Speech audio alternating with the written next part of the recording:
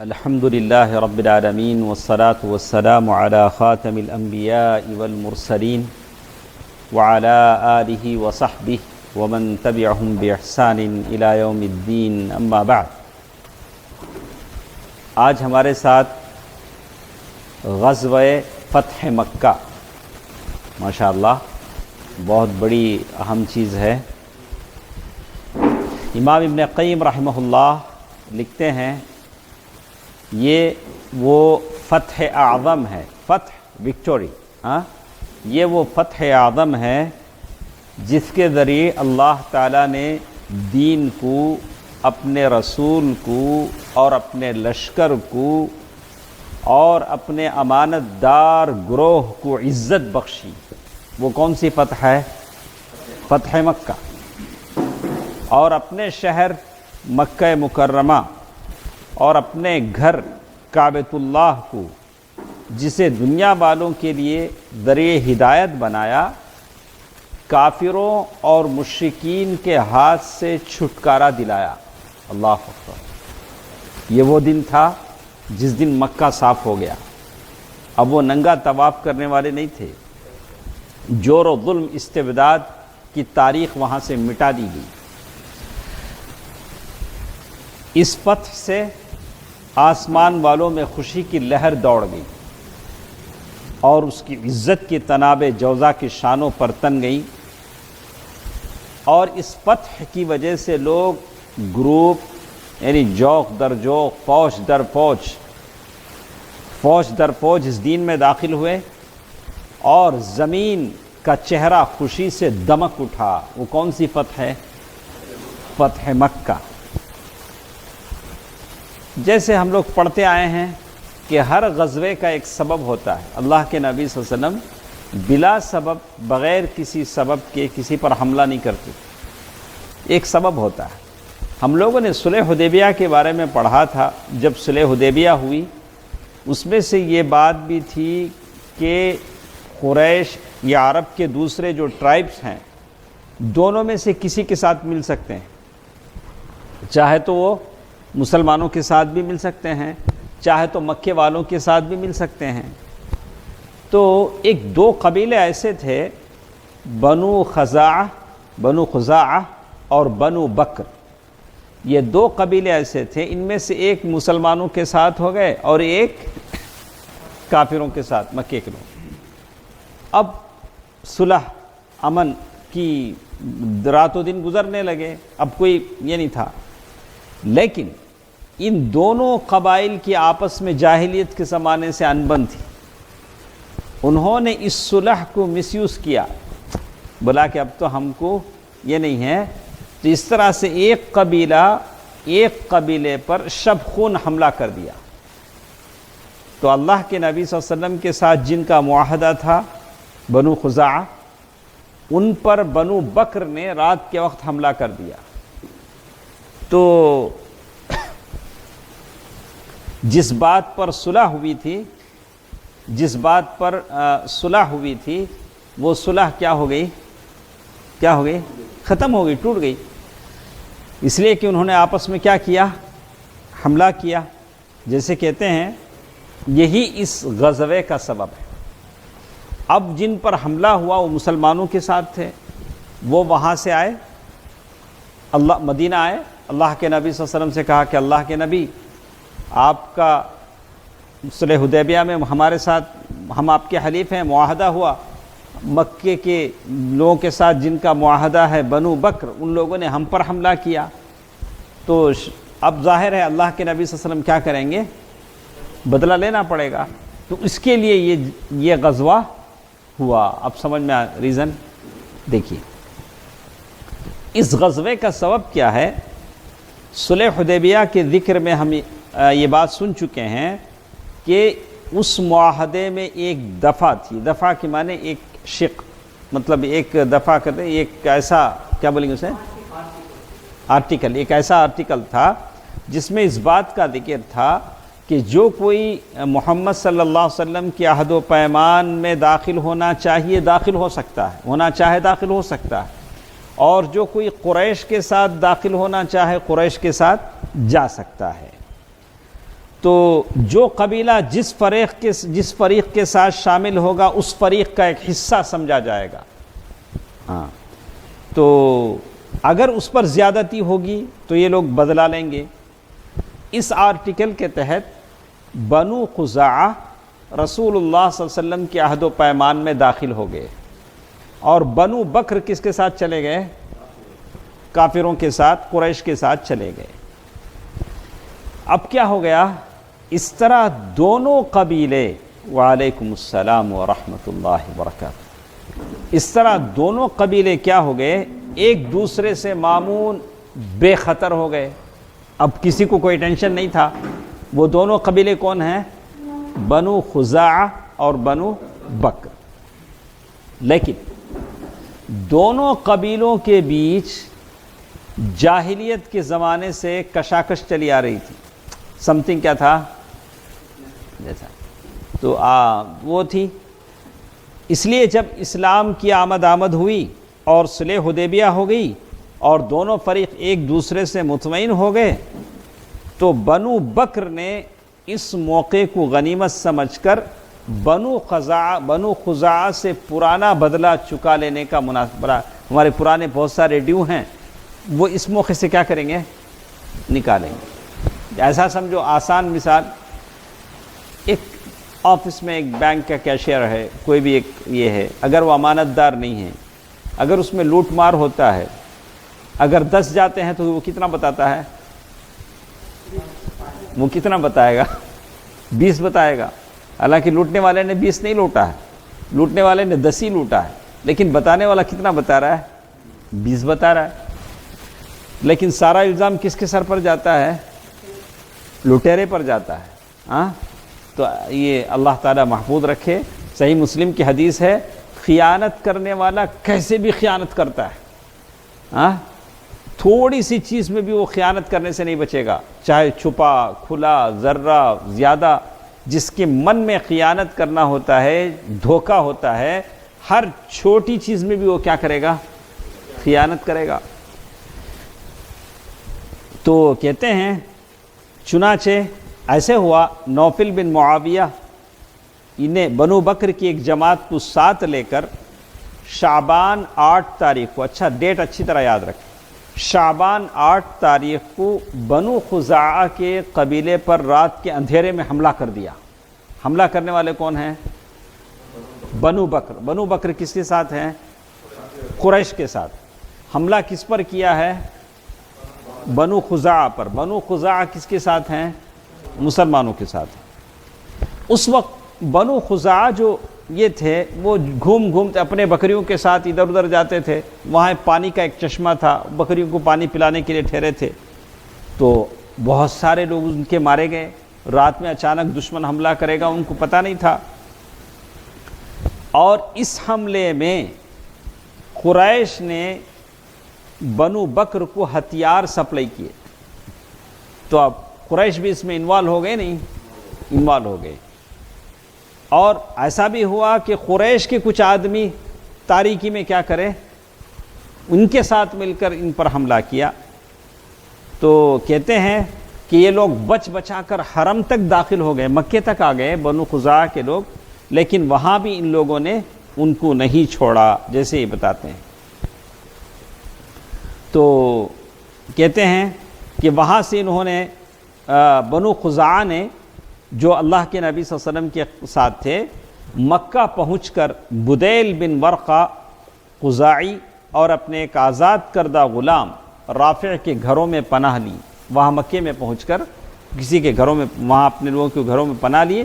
اور اس کے بعد مدینہ آئے، بنو خزاعہ کے لوگ مدینہ آئے اور رسول اللہ صلی اللہ علیہ وسلم کے خدمت میں پہنچ کر کھڑے ہو گئے. اللہ کے نبی صلی اللہ علیہ وسلم اس وقت مسجد میں تھے، مسجد نبی میں تھے. کھڑے ہو کر اس نے عربی اشعار کہے. اشعار کی آخری باتیں ہیں، یا ربی انی ناشد محمدا حلفنا وحلف ابیہ اللہ تلدا قد کنتم ولدا وکنا والدا ثم اسلمنا ولم ننزع یدا. تو اس نے عربی اشعار کہے. آخر کا شعر ہے، وقتلونا رکعا وسجدا. ہم مسلمان تھے، ہم کو ان قریش کے لوگوں نے، بکر کے لوگوں نے کیا کیا؟ قتل کیا. تو اللہ کے نبی صلی اللہ علیہ وسلم نے یہ ساری باتیں سنی، اور اشعار میں انہوں نے یہ بھی بتایا کہ آپ سے جو ان کا اگریمنٹ تھا اس کو انہوں نے کیا کر دیا، بریک کر دیا، توڑ دیا۔ تو اس کے بعد انہوں نے آ کر شکایت کر دی۔ اس کے بعد بدیل بن ورقہ خزاعی کی سرگردگی میں بنو خزاعہ کی ایک جماعت اور اللہ کے نبی صلی اللہ علیہ وسلم کے پاس آئی، اور رسول اللہ صلی اللہ علیہ وسلم کو بتلایا کہ کون کون لوگ ان کے مارے گئے اور کس طرح قریش نے بنو بکر کو سپورٹ کیا۔ آج جتنے بھی لڑائیاں ہوتی ہیں، ہم لوگوں کو معلوم ہے کہ مسلمانوں کے خلاف جب بھی خون ریزی ہوتی ہے، ایک مخصوص جماعت ان کی کیا کرتی ہے، بیک سپورٹ کرتی ہے، ہم کو معلوم۔ تو یہاں بنو بکر کے ساتھ کون تھی، قریش تھی۔ اس کے بعد شکایت کر کے لوگ اللہ کے نبی صلی اللہ علیہ وسلم کے پاس مکہ چلے گئے۔ اچھا سنو اکرم، کون آئے ہیں اللہ کے نبی صلی اللہ علیہ وسلم کے پاس؟ بنو، نہیں اکرم بولنا بول کے میری خواہش، کون آئے ہیں؟ یہ لوگ تو بولتے ہی رہتے ہیں، آپ بھی بولیں۔ بنو خزاعہ، بنو خزاعہ اللہ کے نبی صلی اللہ علیہ وسلم کے پاس آئے ہیں۔ انہوں نے اپنا دکھڑا سنایا، ہمارے ساتھ ایسی بدعہدی ہوئی، بنو بکر کے لوگوں نے ہم پر حملہ کر دیا، قریش نے ان کو سپورٹ کیا، اور یہ کہہ کر وہ لوگ مکے کی طرف واپس جا رہے ہیں۔ اب مکے کے لوگوں کو احساس ہو گیا بہت زیادہ رانگ ہوا۔ اب بنو بکر کے لوگوں نے جو غلطی کی وہ معمولی غلطی نہیں، یہ غلطی کہاں پہنچ گئی، اب لے دے کر مدینہ پہنچ گئی۔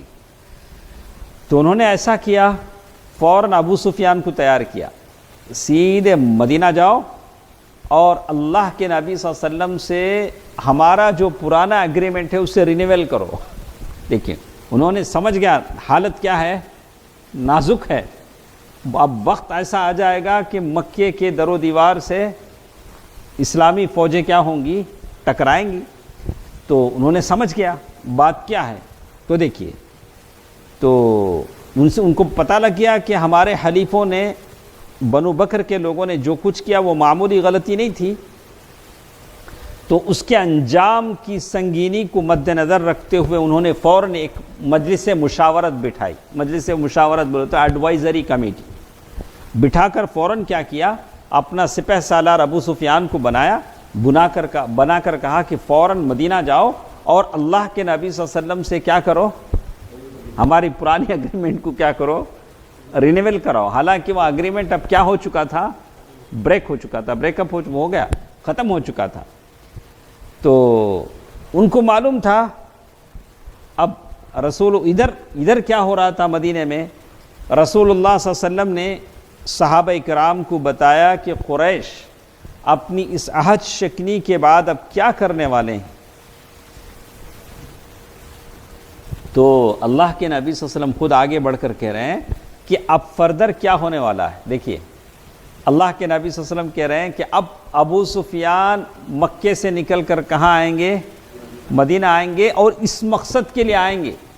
اللہ کے نبی صلی اللہ علیہ وسلم خود بتا رہے ہیں۔ ادھر رسول اللہ صلی اللہ علیہ وسلم، تو چنانچہ آپ صلی اللہ علیہ وسلم نے فرمایا کہ گویا میں ابو سفیان کو دیکھ رہا ہوں، وہ عہد کو پھر سے پختہ کرنے اور مدت صلح کو بڑھانے کے لیے آ گیا ہے۔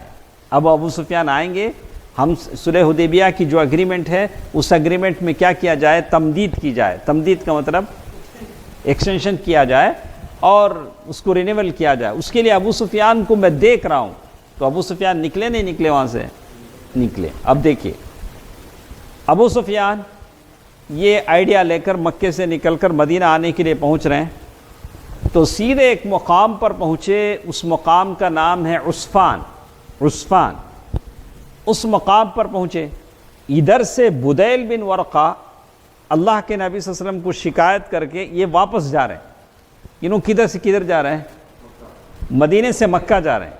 ابو سفیان مکہ سے کدھر آ رہے ہیں، مدینہ آ رہے ہیں۔ درمیان میں دونوں ملے۔ ابو سفیان سمجھ گئے اچھا یہ جو بھی ہوا، بدیل بن ورقہ جا کر اللہ کے نبی صلی اللہ علیہ وسلم کو بتا کے آ گئے ہیں، اب ہماری خیر نہیں۔ تو ابو سفیان نے پوچھا، ابو سفیان سمجھ گیا کہ یہ نبی صلی اللہ علیہ وسلم کے پاس سے ہو کر آ رہا ہے۔ پوچھا بدیل کہاں سے آ رہے ہو؟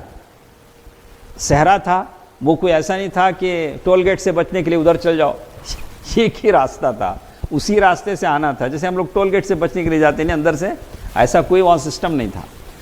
تو ایک ہی راستہ تھا، صحرا میں سارے دکھتے تھے کون آتا ہے کون جاتا ہے. تو ابو سفیان نے پوچھا کہ بدیل کہاں سے آ رہے ہو؟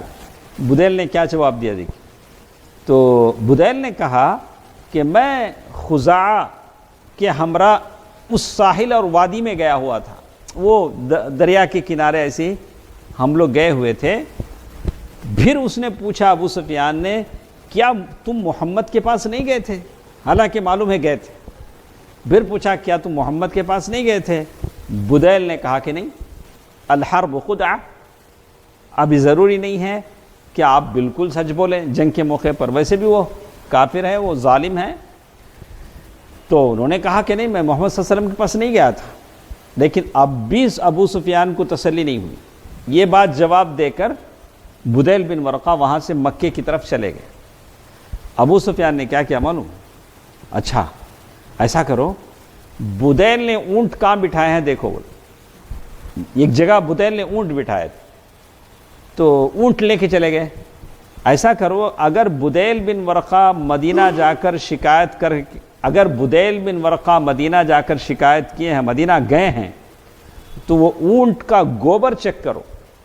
مدینہ جا کر وہ اونٹ کو وہاں کا یہ تو چارہ تو کھلائے ہوں گے، اور مدینے کا چارہ جو اونٹوں کا ہوتا ہے وہ کھجوروں کی بیجوں سے بنا ہوتا ہے. جب اس اونٹ کی مینگنی توڑی جائے گی تو اس میں پتہ چل جائے گا کہ یہ اونٹ مدینہ گیا کہ نہیں گیا. کیا وہ زمانے کا کتنا انٹیلیجنس اور کتنا ان کا یہ تھا دیکھیں. کہتے ہیں مگر جب بدیل مکے کی جانب روانہ ہو گیا تو ابو سفیان نے کہا اگر وہ مدینہ گیا ہے تو وہاں اپنے اونٹ کو گٹھلی کا چارہ کھلایا ہوگا. اس لیے ابو سفیان اس جگہ گیا جہاں بدیل نے اپنا اونٹ بٹھایا تھا اور اس کی مینگنی لے کر توڑی. اس میں کھجور کی گٹھلی نظر آئی. ابو سفیان نے کہا میں اللہ کی قسم کھا کر کہتا ہوں کہ بدیل محمد صلی اللہ علیہ وسلم کے پاس گیا تھا. اب ان کے یقین ہو گیا، اب ہماری خیر نہیں ہے. قریش نے جو کچھ بدعہدی کی ہے وہ خبر اللہ کے نبی صلی اللہ علیہ وسلم کو معلوم ہو گئی. اب ابو سفیان بہرحال ان کو مدینہ جانا تھا، مکے والوں نے بھیجا تھا. اب ابو سفیان مدینہ آئے. اب مدینہ گئے تو کہاں گئے رہیں گے؟ مدینہ میں کون ہے ان کا؟ ہاں نہیں، بیٹی کے گھر گئے. باپ شام کا صبح کا بھولا شام کو گھر آئے گا. صبح کا بھولا شام کو گھر آئے. صبح راستہ بھول گئے، رات ہوتے ہوتے کیا ہوا کہتے کیسا بھی گھر کو آ گیا. تو کہتے ہیں ابو سفیان وہ کیا کیے، ابھی تک تو مسلمان نہیں ہوئے ہیں. تو اللہ کے نبی صلی اللہ علیہ وسلم کے اپنے ام المؤمنین ام حبیبہ رضی اللہ عنہا وہاں آئے. تو ابو سفیان رضی اللہ تعالیٰ عنہ حالانکہ صحابی ہیں، تو وہاں آئے، ام حبیبہ کے گھر آئے. اللہ کے نبی صلی اللہ علیہ وسلم کے بستر پر بیٹھنا چاہا تو ام حبیبہ رضی اللہ تعالیٰ عنہ نے اس بستر کو لپیٹ دیا. کیا کیا؟ لپیٹ دیا. تو ابو سفیان نے کہا کیا بستر میرے لائق نہیں ہے یا میں بستر کے لائق نہیں؟ کیا مطلب؟ کیا ادھر پہ کیا بستر میرے لائق نہیں ہے یا میں بستر کے لائق نہیں ہے؟ تو ام حبیبہ ام المؤمنین رضی اللہ عنہا نے کہا نہیں نہیں، یہ اللہ کے نبی کا بستر ہے صلی اللہ علیہ وسلم، اور آپ مشرک ہیں اور مشرک ناپاک ہوتا ہے.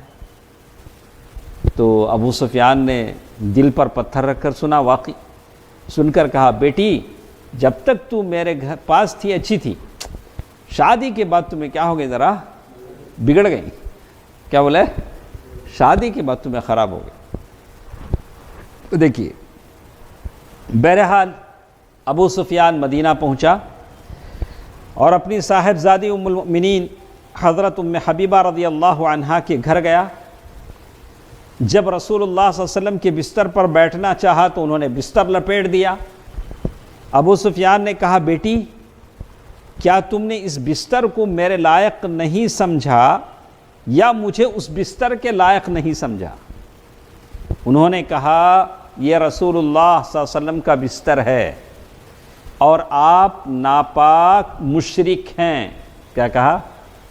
آپ ناپاک مشرک ہیں۔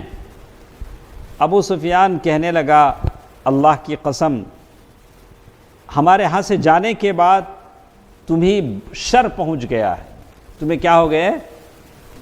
بگڑ گئے۔ ایسے ہم لوگ عام الفاظ میں بولیں گے تو اسے بولیں گے۔ اب دیکھیے اب ان کی حالت دیکھیے، ان کی جو کیفیت ہے ان کی۔ پھر ابو سفیان وہاں سے نکل کر رسول اللہ صلی اللہ علیہ وسلم کے پاس گیا اور آپ سے گفتگو کی، لیکن اللہ کے نبی صلی اللہ علیہ وسلم نے کوئی جواب نہیں دیا، کوئی جواب نہیں دیا۔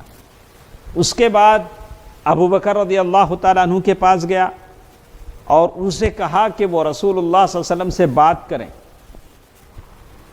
انہوں نے کہا میں ایسا نہیں کر سکتا۔ ابو بکر نے کہا میں ایسا نہیں کر سکتا۔ اس کے بعد عمر فاروق رضی اللہ تعالیٰ عنہ کے پاس گیا کہ وہ ان سے بات کی، تو عمر فاروق رضی اللہ تعالیٰ عنہ نے کہا بھلا میں تم لوگوں کے لیے رسول اللہ صلی اللہ علیہ وسلم سے سفارش کروں گا؟ اللہ کی قسم مجھے لکڑی کے ٹکڑے کے سوا کچھ بھی نہ ملے تب بھی میں اسی کے ذریعے سے تم سے لڑائی کروں گا، تم سے قتال کروں گا۔ میں تمہارے بارے میں اللہ کے نبی صلی اللہ علیہ وسلم سے کیا نہیں کر سکتا؟ ریکمنڈیشن نہیں کر سکتا۔ اب اس کے بعد علی بن ابی طالب رضی اللہ تعالیٰ عنہ کے پاس گیا۔ وہاں حضرت فاطمہ بھی تھیں اور حضرت حسن بھی تھے جو ابھی چھوٹے سے بچے تھے، اور سامنے گھٹنوں چل رہے تھے۔ کیسے؟ گھٹنوں پر چل رہے تھے حضرت حسن۔ ابو سفیان نے کہا اے علی میرے ساتھ تمہارا سب سے گہرا نسبی تعلق ہے، بہت ہمارا ریلیٹیو اٹیچمنٹ ہے، اچھا بہت گہرا تعلق ہے، تو ایسا کرو میں ایک ضرورت سے آیا ہوں۔ کیا بولے ابو سفیان؟ میں ایک ضرورت سے آیا ہوں، تو ایسا نہ ہو کہ میں خالی ہاتھ واپس جاؤں۔ تمہیں کیا کرو، میری ضرورت کیا کرو، کیسا بھی کر کو میں ضرورت پوری کرو۔ تم میرے لیے محمد صلی اللہ علیہ وسلم سے سفارش کر دو۔ حضرت علی رضی اللہ تعالیٰ عنہ نے کہا کہ ابو سفیان تجھ پر افسوس ہے، رسول اللہ صلی اللہ علیہ وسلم نے ایک بات کا عزم کر لیا ہے، ہم اس بارے میں آپ سے کوئی بات نہیں کر سکتے۔ اللہ کے نبی صلی اللہ علیہ وسلم نے ایک ڈیسائیڈمنٹ کیا کر لیا ہے؟ لے لیا ہے۔ اس کے بعد وہ حضرت فاطمہ رضی اللہ تعالیٰ عنہا کو متوجہ ہوا۔ کس کی طرف اب ہے؟ حضرت فاطمہ رضی اللہ تعالیٰ عنہ، اور بولا، دیکھیے کیا بولا، کیا آپ ایسا کر سکتی ہیں کہ اپنے اس بیٹے کو حکم دیں کہ وہ لوگوں کے درمیان پناہ دینے کا اعلان کر کے ہمیشہ کے لیے عرب کا سردار ہو جائے؟ کون بیٹا؟ فاطمہ کے بیٹے کون؟ حسن۔ حسن نہ بڑے بھائی، حسن ابھی کیا ہیں؟ چھوٹے ہیں، چل رہے ہیں۔ حسن کو بتا کے بولا کہ یہ بچہ کیا کرے؟ اعلان کرے کہ مکے کے لوگوں کو امان ہے، کوئی خطرہ نہیں ہے، اور اس طرح سے اعلان کے بعد مکے کا سردار بن جائے۔ کون؟ حسن۔ تو فاطمہ رضی اللہ تعالیٰ عنہ نے جواب دیا کہ واللہ میرا یہ بیٹا اس درجے کو نہیں پہنچا ہے کہ لوگوں کے درمیان پناہ کا اعلان کر سکے، میرا بیٹا ابھی اس درجے کو نہیں پہنچا ہے، اور رسول اللہ صلی اللہ علیہ وسلم کے ہوتے ہوئے کوئی پناہ دے بھی نہیں سکتا۔ پناہ دینا ہے تو کون دینا؟ اللہ کے نبی صلی اللہ علیہ وسلم۔ اور اللہ کے رسول صلی اللہ علیہ وسلم ابو سفیان سے کیا نہیں کر رہے ہیں؟ بات نہیں کر رہے ہیں۔ ابو بکر کے پاس جا رہے ہیں، عمر کے پاس جا رہے ہیں، علی کے پاس جا رہے ہیں، لیکن کوئی جواب نہیں۔ اب یہ ساری کوششیں ہو گئیں، ابو سفیان کی آنکھوں کے سامنے اندھیرا چھا گیا، کوئی کوشش کیا نہیں ہوئی، کامیاب نہیں ہوئی۔ حضرت علی بن ابی طالب رضی اللہ عنہ سے سخت گھبراہٹ، کشمکش اور مایوسی کی حالت میں کہا، ابو الحسن علی رضی اللہ تعالی عنہ کی کنیت ہے، تو کہا کہ میں دیکھتا ہوں کہ معاملات بہت سنگین ہو گئے ہیں۔ ابو سفیان نے کہا معاملہ کیا ہو گیا ہے؟ بہت سنگین ہو گیا ہے، لہذا مجھے کوئی راستہ بتا دو۔ سامنے دو پرابلم ہیں۔ پہلے ابو سفیان کو یہاں سے بچ کے نکلنا ہے، مدینے سے بچ کے کہاں پہنچنا ہے؟ مکہ پہنچنا ہے۔ وہاں جانے کے بعد کیا ہوگا وہ بات کا قصہ ہے، پہلے ان کو تو یہاں سے خلاصی کرنی ہے، جان بچا کے یہاں سے جانا ہے۔ تو علی رضی اللہ تعالیٰ عنہ نے کہا کہ اللہ کی قسم میں تمہارے لیے کوئی کارآمد چیز نہیں جانتا، البتہ تم کنانہ کے سردار ہو، قریش کے سردار ہو، لہذا کھڑے ہو کر لوگوں کے درمیان امان کا اعلان کر دو۔ کیا بولو؟ لوگوں کے درمیان کیا کرو؟ امان کا اعلان کر دو، اس کے بعد اپنی سرزمین میں واپس چلے جاؤ۔ کیا اعلان کرو؟ یعنی میں اب اعلان کرتا ہوں کہ اب امن ہوگا، کوئی خون ریزی جنگ نہیں ہوگی۔ مطلب ایسے کہ انہوں خود بول لینا، انہوں خود بول لے تو چلتا، کون بولنا؟ اللہ کے نبی صلی اللہ علیہ وسلم بولنا۔ تو حضرت علی رضی اللہ تعالیٰ عنہ نے ان کو یہ کہ مطلب ایسا یہ دیا کہ ان کو معلوم بھی نہیں ہونا کہ میں دھوکہ کھا رہا ہوں، یعنی مطلب میں ایک الفاظ کی اس میں جا رہا ہوں، لیکن ویسے انہوں نے کہا تو کہا کہ لہذا کھڑے ہو کر لوگوں کے درمیان امان کا اعلان کر دو، اس کے بعد اپنی سرزمین میں واپس چلے جاؤ۔ ابو سفیان نے کہا کہ اگر میں ایسا بولوں تو کیا یہ چیز میرے لیے کارآمد ثابت ہوگی؟ اس کا کیا تو فائدہ ہے کیا؟ حضرت علی رضی اللہ تعالیٰ عنہ نے کہا کہ نہیں، اللہ کی قسم میں نہیں سمجھتا کہ یہ کارآمد ہوگی، لیکن اس کے علاوہ کوئی دوسرا آپشن بھی تو نہیں ہے، تم کو یہاں سے بچ کے جانا ہے۔ اس کے بعد ابو سفیان مسجد میں کھڑے ہوئے اور لوگوں میں اعلان کیا کہ میں لوگوں کے درمیان امان کا اعلان کر رہا ہوں۔ کون کر رہے ہیں؟ ابو سفیان، انہوں کنانہ کے سردار۔ مدینہ کس کا مدینہ ہے یہ؟ محمد صلی اللہ علیہ وسلم کا۔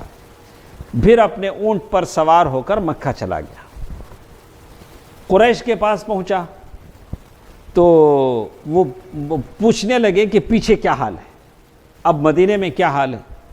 ابو سفیان نے پورا سنایا، میں گیا، اللہ کے نبی صلی اللہ علیہ وسلم سے کہا، اللہ کے نبی صلی اللہ علیہ وسلم بات نہیں کرے۔ ابو بکر کے پاس گیا، انہوں بھی بات نہیں کرے۔ پوری بات سنانے کے بعد کہا، حضرت علی رضی اللہ تعالیٰ عنہ نے ایک بات کہی، وہ بول کے میں آ گیا۔ لوگوں نے پوچھا کہ کیا بات تھی، وہ کیا رائے تھی؟ تو ابو سفیان نے کہا کہ وہ رائے یہ تھی کہ میں لوگوں کے درمیان امان کا اعلان کر دوں، اور میں نے ایسے ہی کیا۔ تو قریش نے پوچھا تو کیا محمد صلی اللہ علیہ وسلم نے تمہارے اس اعلان کو نافذ کیا؟ نافذ کے معنی کیا، اپرول کیا؟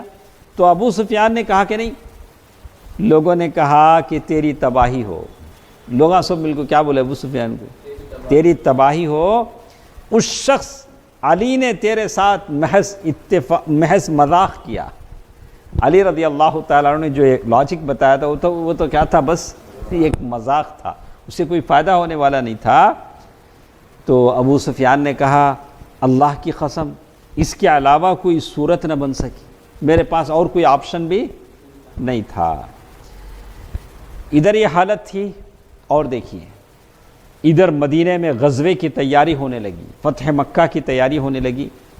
طبرانی کی روایت ہے کہ رسول اللہ صلی اللہ علیہ وسلم نے، اچھی طرح سنیے جاوید بھائی، دیکھیے، عہد شکنی کی خبر آنے سے 3 روز پہلے، عہد شکنی بولے تو جو اگریمنٹ جو بریک ہوا، اس کے 3 days بیفور اللہ کے نبی صلی اللہ علیہ وسلم نے حضرت عائشہ رضی اللہ تعالیٰ عنہ سے کہا کہ میرا سفر کا سامان تیار کرو۔ ابھی کوئی نیوز نہیں آئی، اللہ تعالیٰ نے نبی کو کیا کر دیا ہے؟ 3 روز پہلے ہی کیا ہو رہا ہے؟ سفر کے تیاریاں ہو رہی۔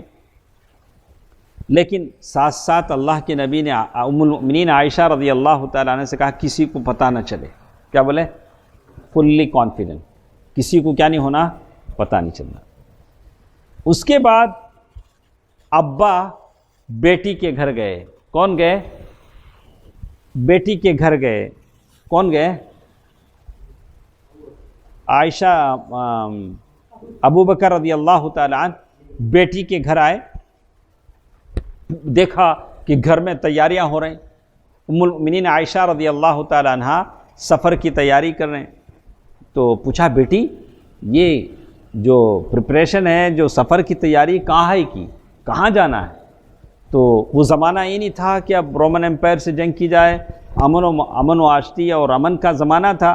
تو ابوبکر رضی اللہ تعالیٰ عنہ نے پوچھا تو کدھر کا ارادہ ہے، اللہ کے نبی صلی اللہ علیہ وسلم کدھر جانا چاہ رہے ہیں؟ تو ام المؤمنین عائشہ رضی اللہ تعالیٰ عنہ نے کہا واللہ مجھے علم نہیں. کیا بولے؟ مجھے معلوم نہیں. باپ بھی پوچھ رہے ہیں، حقیقت میں ان کو کیا نہیں تھا، معلوم نہیں تھا. تیسرے روز صبح عمرو بن سالم خزاعی، قبیلہ خزاع پر تو حملہ ہوا تھا، 40 سواروں کو لے کر پہنچ گیا مدینہ اور کہا یا رب انی ناشد محمدن، یعنی پورے اشعار اس نے کہے. یعنی تیسرے دن تب لوگوں کو معلوم ہوا کہ مکے کے لوگوں نے عہد شکنی کر دی. جب تک یہ نہیں آیا تب تک لوگوں کو معلوم نہیں تھا، لیکن اللہ کے نبی صلی اللہ علیہ وسلم کیا کر رہے تھے. اچھا، اس کے بعد بدیل آیا، بدیل بن ورقہ. اس کے بعد ابو سفیان آئے. آہستہ آہستہ مدینے کے لوگوں کو کیا ہو گیا، معلوم ہو گیا کہ مکے کے قریش نے کیا کر دیا، صلح حدیبیہ کا جو ایگریمنٹ تھا اسے کیا کر دیا ہے، بریک کر دیا ہے، یہ کر دیا ہے. اس کے بعد رسول اللہ صلی اللہ علیہ وسلم نے تیاری کا حکم دیتے ہوئے بتلایا کہ مکہ چلنا ہے. ہاں، اور ساتھ یہ دعا فرمائی. دیکھیے اللہ کے نبی صلی اللہ علیہ وسلم یہ دعا فرمائے، اے اللہ جاسوس بولے تو اسپائی، جاسوسوں اور خبروں کو، کوئی بھی نیوز قریش تک پہنچنے سے روک اور پکڑ لے. کوئی بھی نیوز ہماری کیا نہیں جانا، قریش تک نہیں جانا، تاکہ ہم ان کے علاقے میں ان کے سر پر ایک دم پہنچیں. ہم جب پہنچیں تو اس وقت ان کو معلوم ہونا، اس سے پہلے ان کو کیا نہیں ہونا، معلوم نہیں ہونا. تو اسی لیے کوئی بھی معاملہ آپ کیا کریں، کوئی بھی کام ہے اللہ تعالیٰ سے مدد مانگے، کرتے جائیں. اس کے بعد دیکھیے اللہ کے نبی صلی اللہ علیہ وسلم کیا کر رہے ہیں. بہت ہی رازداری کے ساتھ رسول اللہ صلی اللہ علیہ وسلم نے شروع ماہ رمضان ابھی شروع ہوا، ہجرت کا 8واں سال تھا. ایک صحابی ہیں ابو قتادہ بن ربعی رضی اللہ عنہ، ان کو امیر بنا کے 8 آدمیوں کو دے کر بطن عظم، ایک علاقہ ہے اس طرف بھیجے. مکہ ادھر ہے. اللہ کے نبی صلی اللہ علیہ وسلم 8 آدمیوں کی ایک فوج، ایک امیر بنا کے کدھر بھیج رہے ہیں، ادھر بھیج رہے ہیں. اور لوگ کیا سمجھنا، اللہ کے نبی صلی اللہ علیہ وسلم بھی کدھر جائیں گے، ادھر ہی جائیں گے، بطن عظم جائیں گے. تو ایسا کیا کرتے ہیں، جنگی یہ ہے، ایک چال ہے. اللہ کے نبی صلی اللہ علیہ وسلم نے اس کو کیا کیا، استعمال کیا. یہ مقام ذی خشب اور دل مروہ کے درمیان مدینے سے 36 میل کے فاصلے پر واقع ہے. سمجھنے والا یہ سمجھے کہ آپ اسی علاقے کا رخ کریں گے اور یہی خبریں ادھر ادھر پھیلیں گی.